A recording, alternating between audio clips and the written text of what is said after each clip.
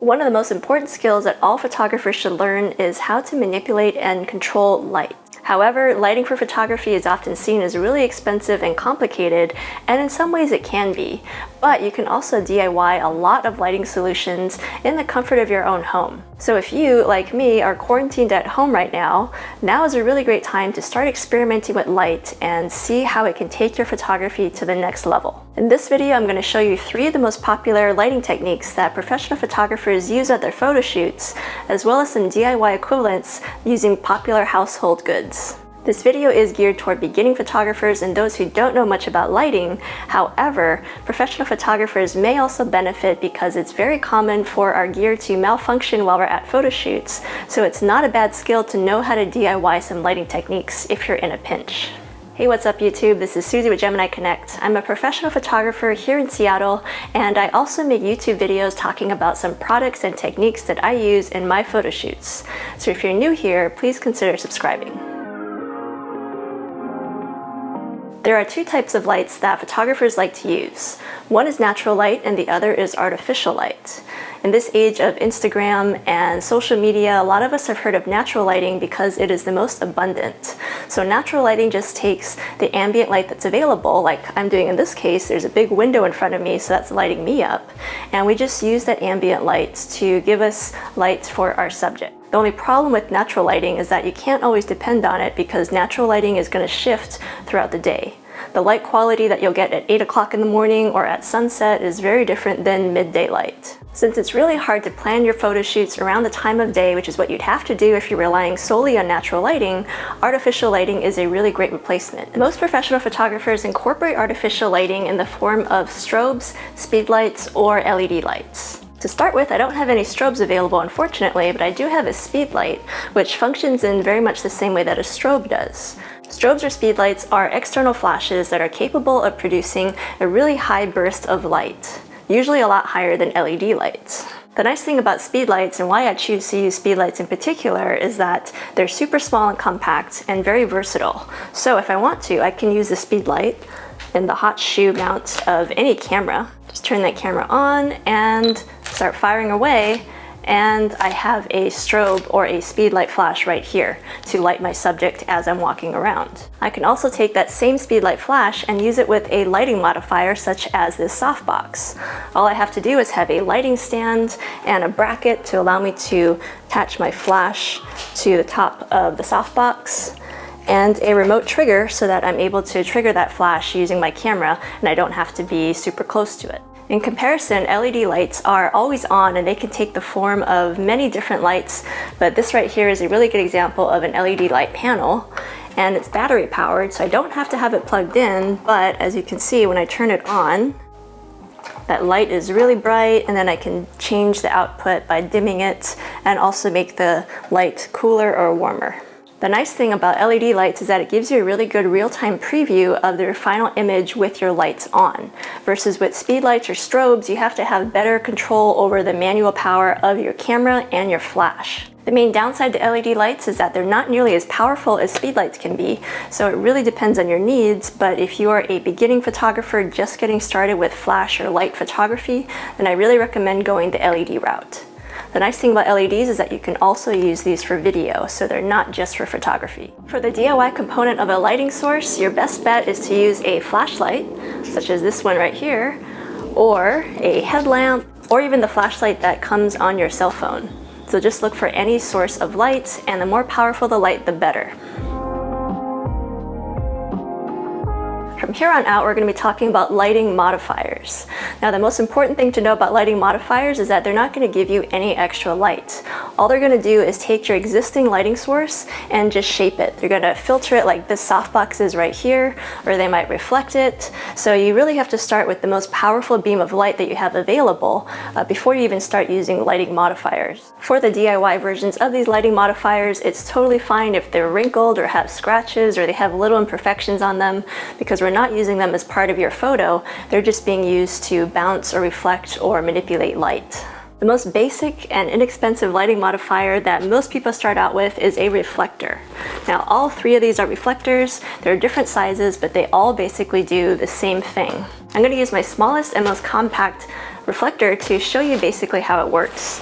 So reflectors always come bundled up like this, but all you do is pop them open. And as you can see, there's different sides to it. This is a really good example of a 5-in-1 reflector. So here we have a silver side, a black side, and if you unzip this lining and turn it inside out, you see that there's also a gold side, a white side, and this middle section right here is translucent. The silver side is highly reflective and it gives you a really neutral colored light. So this is great for most purposes where you want the maximum brightness or reflection coming from your reflector. The black side, on the other hand, is really dark, so it's really great for absorbing or blocking light. And if you flip the cover inside out, then you get the gold side, which is also highly reflective, but it gives you a warm kind of golden cast to your reflected light. While the white side is less reflective than the gold or the silver, but still very reflective for most bright conditions, and it'll give you a really neutral colored light as well, just a little bit more toned down than the silver side. And the translucent center panel is very close to the softbox, so I'm going to wait for the softbox to really explain what this is supposed to do.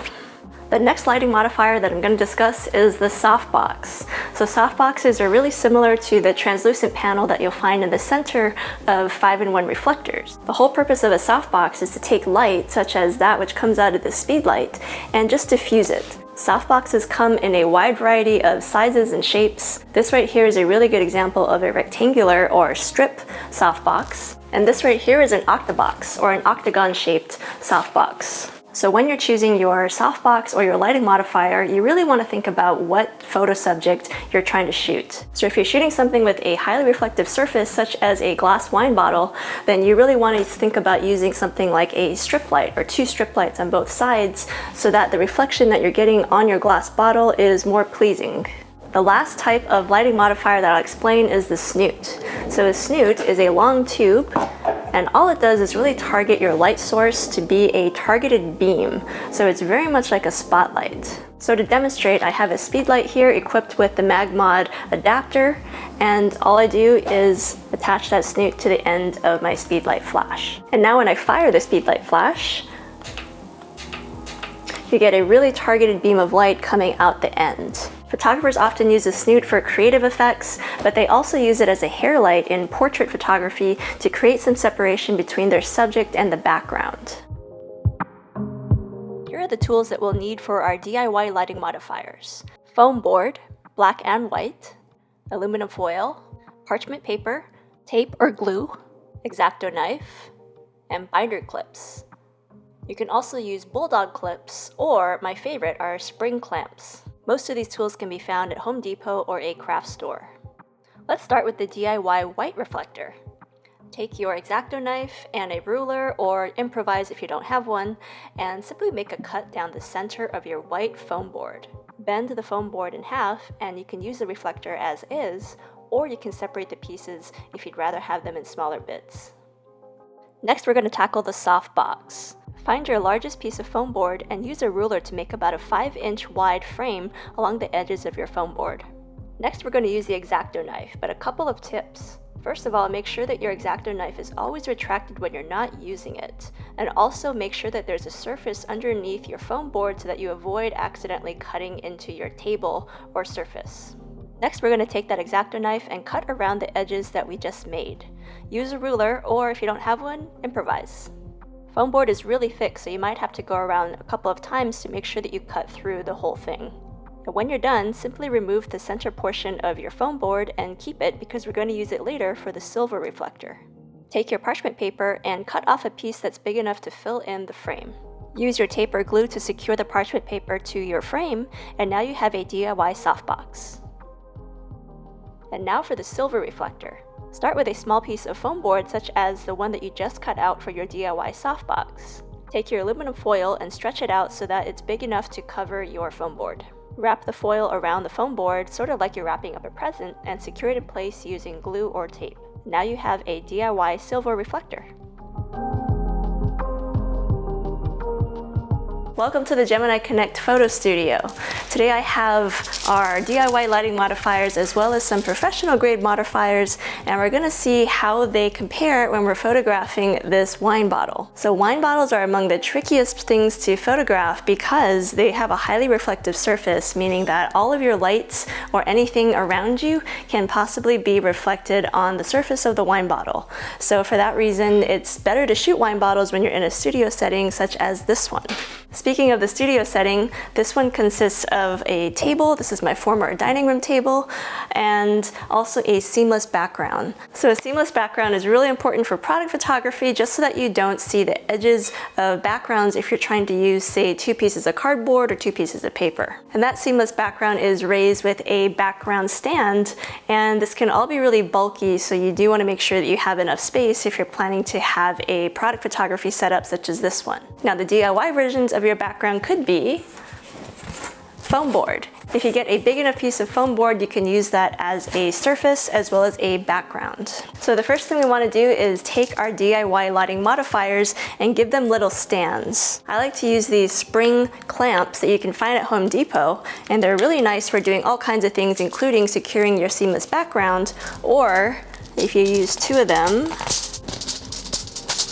they can serve as feet. So now with these feet, I can position my DIY reflector anywhere on the table, and I don't have to worry about holding them in place with my hands. If you don't have these spring clamps, then you can use something like these binder clips.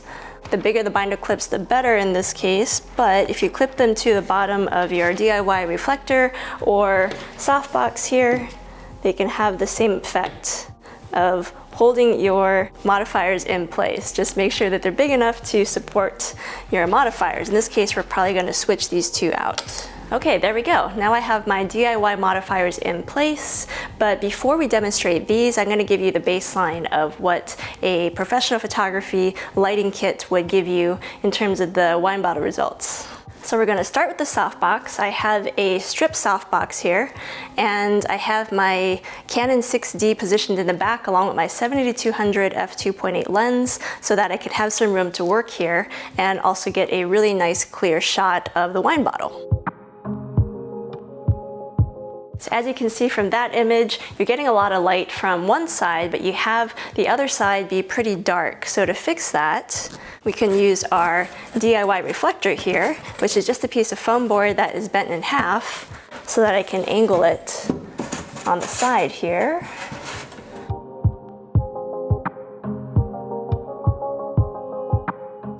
We could even substitute our DIY silver reflector here for a lot more shine. So as you can see, these reflectors are doing quite a bit of work in terms of adding fill light, which is what we call the secondary light. In this case, our primary light is our softbox and speed light, and the reflector is acting as fill light to fill in those shadows. The silver reflector has a lot more punch to it because of its metallic coating, but even using a piece of white paper or foam board can also make a world of difference. The next lighting modifier I'm going to demonstrate is the softbox. The softbox is also like the center portion of your reflector here, and they both work to diffuse light so that you get softer shadows in your final product. This is one of my favorite softboxes for video lights in particular, but it looks a lot like a reflector. If you spring it open, you see it's actually a square shape, and there's these little magnetic arms here that go into place. So here we have my video LED light that's going to be over on this side, and we have the softbox that's going to go in front, but I'm going to show you the difference between using the LED light by itself. You can see it's pretty harsh lighting, and you also see the reflection of the light on the wine bottle. So what we want to do here is take this softbox and stick it over the front of the LED light. And after we do that, we see that the wine bottle has a really soft light to it, which is really great for product photography. We still see the reflection from our light, but the softbox makes the reflection a lot softer, and it also follows the shape of the bottle, so it just looks a lot more pleasing. So next we're going to test out this diffusing panel of our reflector, and putting it in front of that light gives us a really similar effect to the softbox. So now let's try our DIY diffuser. So we're going to take our DIY diffuser and stick it right here. And again, the nice thing about this diffuser is that you can move it around and it's not stuck to the front of the light like our video softbox is. And the same rule applies here. The closer to the bottle we get, the bigger the reflection, and the further away we get, the smaller the reflection.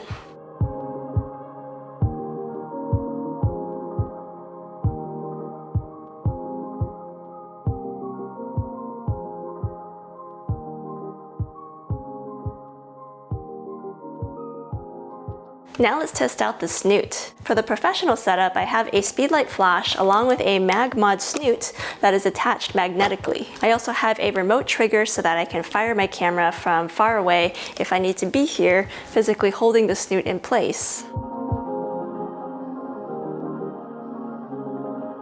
And for the DIY version, I have a paper towel roll here. So when we power that on, you see the Snoot working here.